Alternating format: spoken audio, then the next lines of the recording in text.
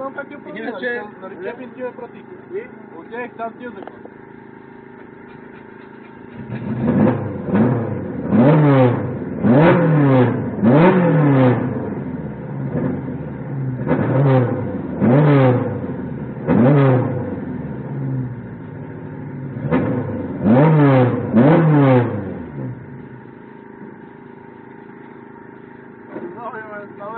Добре, на дете, бега, айде.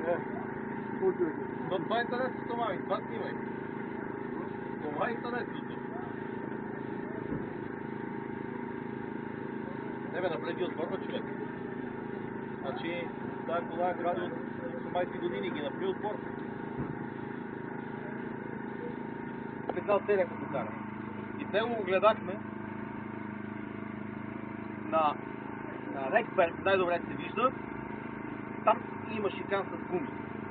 И там Ники много рязко влиза. Лево-десо. Тя е много рязко колата. А веднага след него кара Едлингер, който е върхът на върхът, нали шеф? Едлингер е по-плавен от него и аз го питам защо на такова те ви коща не сме го панали, аз не го усещам, просто на клиповете го видех.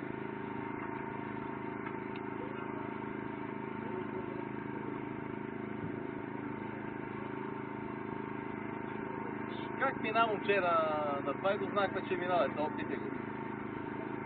А това и бандита беше?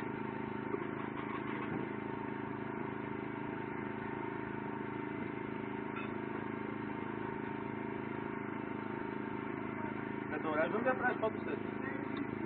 Като реждам да правиш фотосесия? Това ще го урежи. Шеф, ще го урежи, но... Нека да почине малко човека, бе. То за фотосесията му трябва и Юри, той сте махал колата и витака. Ма той сега фотосесията няма никакъв проблем, отива си снима, виж как си века. Оне тайминг там какъв е, бе? Тайминга там какъв е? Може да го мернеш. Кое? Тайминга. Да нема точно 10. Часовник и термометър. Само часовник и термометър.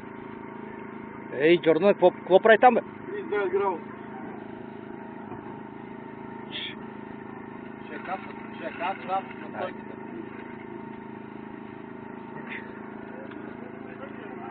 Не, изобщо не гледам. Ще значи това наред това.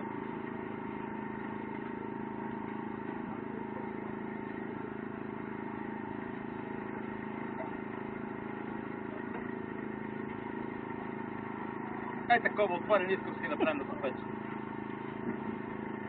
Да. И карбонова врата.